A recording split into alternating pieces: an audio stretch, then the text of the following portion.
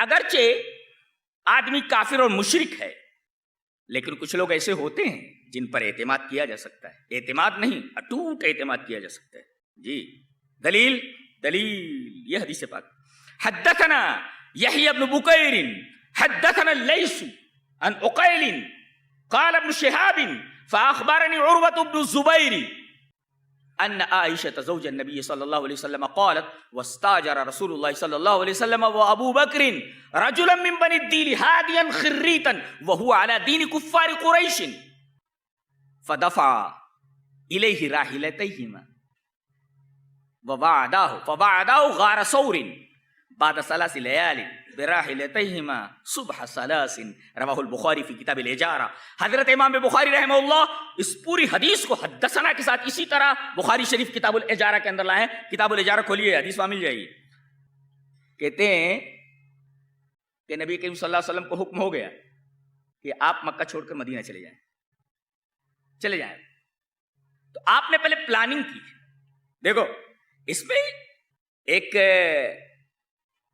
بہت بڑا پہلو ہے نصیحت کا کہ مسلمان کوئی بھی کام کرے تو اس کا ہر کام مشورے اور پلاننگ کے ساتھ ہونا چاہیے. آپ نے پہلے 2 اونٹنیاں خریدوائیں اور 2 اونٹنیاں خریدوانے کے بعد خوب پلایا کھلایا گیا ان کو، اور اس کے بعد ایک آدمی کو لایا گیا جس کا نام تھا عبداللہ ابن اوریقط. عجیب آدمی ہے. میں سیرت کا طالب علم ہوں، میں اچھی طرح جانتا ہوں کہ اس پوری اسلامی تاریخ کا ایک حیرت انگیز شخص ہے. یہ اس پورے اسلامی تاریخ کی ایک حیرت انگیز شخصیت ہے عبداللہ ابن اوریقط. کافر ہے یہ، برابر. یہ بہترین گائیڈ ہے، یہ ٹیڑھے میڑھے زگ زیگ راستوں سے اچھی طرح واقف ہے. اس کو بلایا گیا. دیکھو اس سے ایک نقطہ اور بھی ملا کہ جو فن کا ماہر ہو صرف اسی کو ہائر کیا جائے، ہر کسی کو نہیں. یعنی حدیث فہمی کسے کہتے معلوم ہے نا جی؟ پلاننگ، مشورہ، اور اس کے بعد تیاری اور فل تیاری.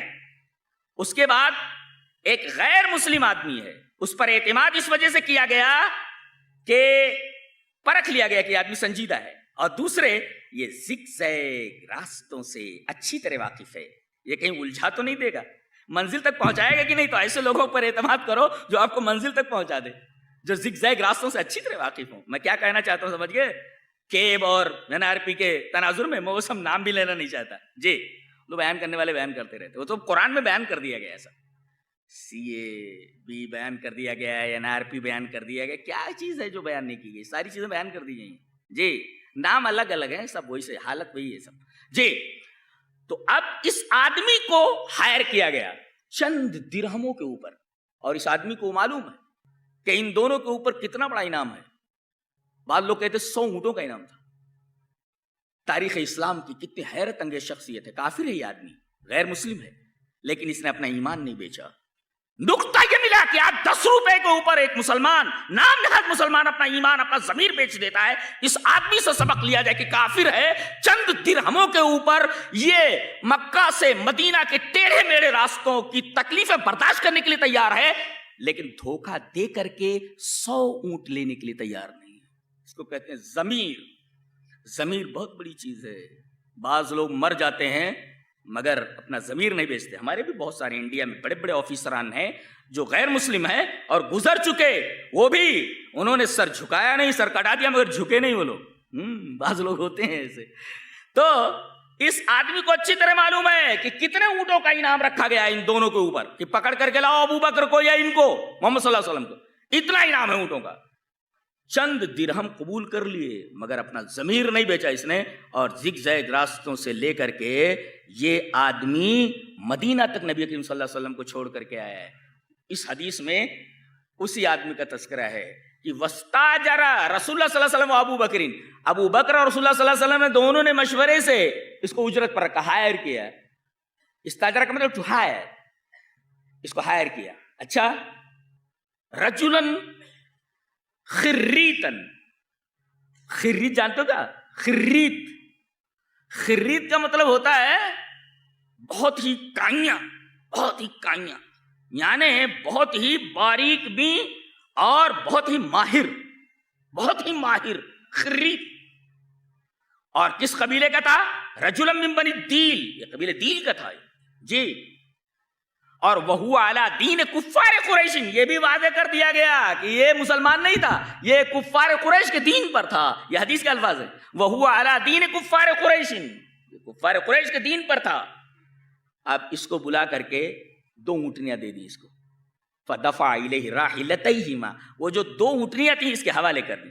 وبعدہ غار ثور، نے کہا کہ بعد ثلاث لیال، 3 دن کے بعد، 3 راتوں کے بعد تم وہاں غار ثور کے پاس لے کر کے آ جانا یہ دونوں اونٹنی. اور تیسری رات کی صبح کو اس طریقے سے ہم لوگ نکلیں گے صبح ثلاث. اور اس نے ایسا ہی کیا، لے کر کے پہنچا. ایک نکتہ بتاؤں قرآن حکیم کا. یہ لوگ پہنچ گئے تھے وہاں تلاش کرتے کرتے، یہ جو نبی کو ڈھونڈ رہے تھے، اور اس وقت نبی غار ثور ہی میں تھے. جب آہٹ سنی تو حضرت ابوبکر پریشان ہوئے. کتنی محبت ہے ابوبکر کو اپنے نبی سے. اللہ ساتھ کہا کہ اللہ گھبرا گئے، کہا کہ اللہ کے رسول اگر انہوں نے نیچے دیکھ لیا تو ہم پکڑ لیے گئے.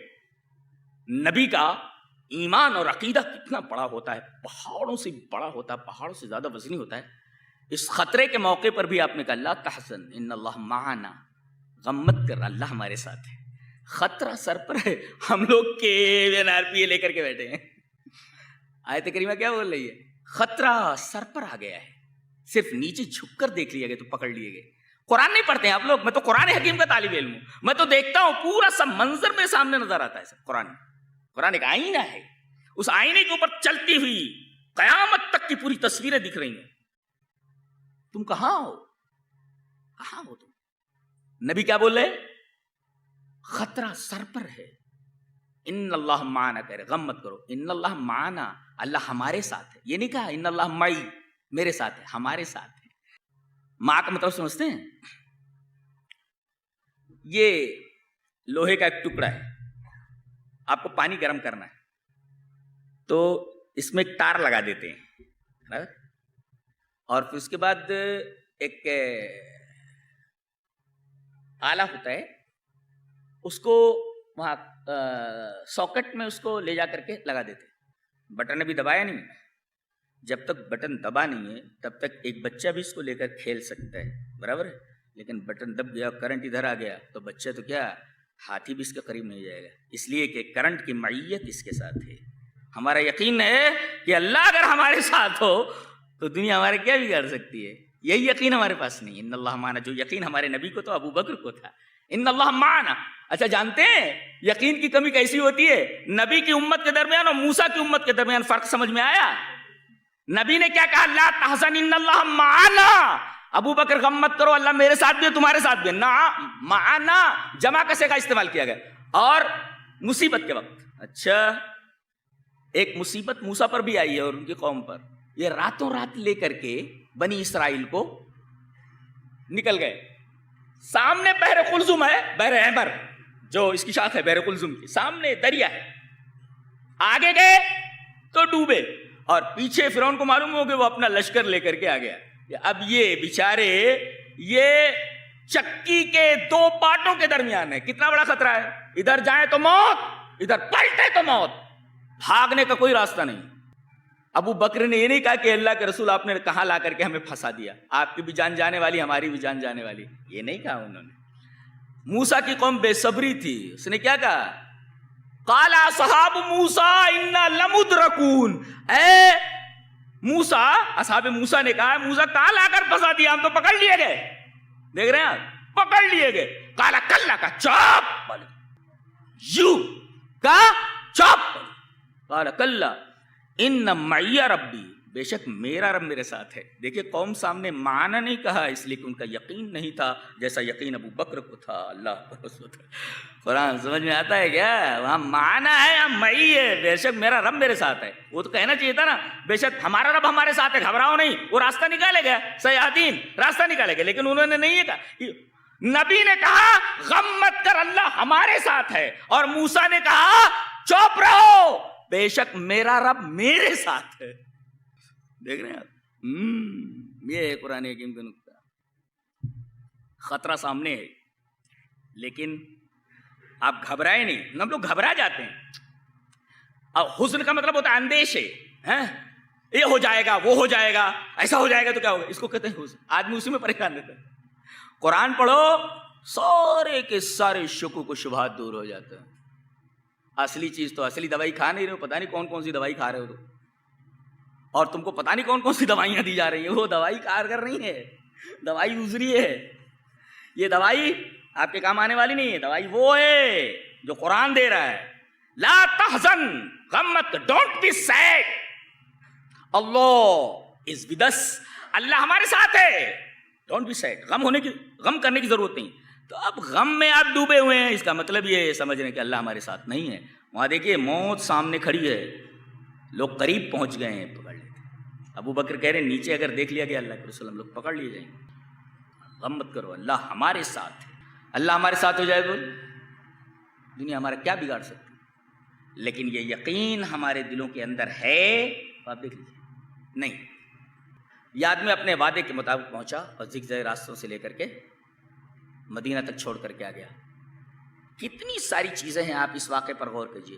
پلاننگ ہے, مشورہ ہے, تیاری ہے, اور پھر ایک غیر مسلم جس کو آزمایا گیا ہے, سنجیدہ ہے, اس کو ہائر کیا, زگزگ راستوں سے واقف. بہت ساری چیزیں ہیں ہجرت کے واقعے. اس حدیث کی روشنی میں آپ بہت کچھ سمجھ سکتے ہیں.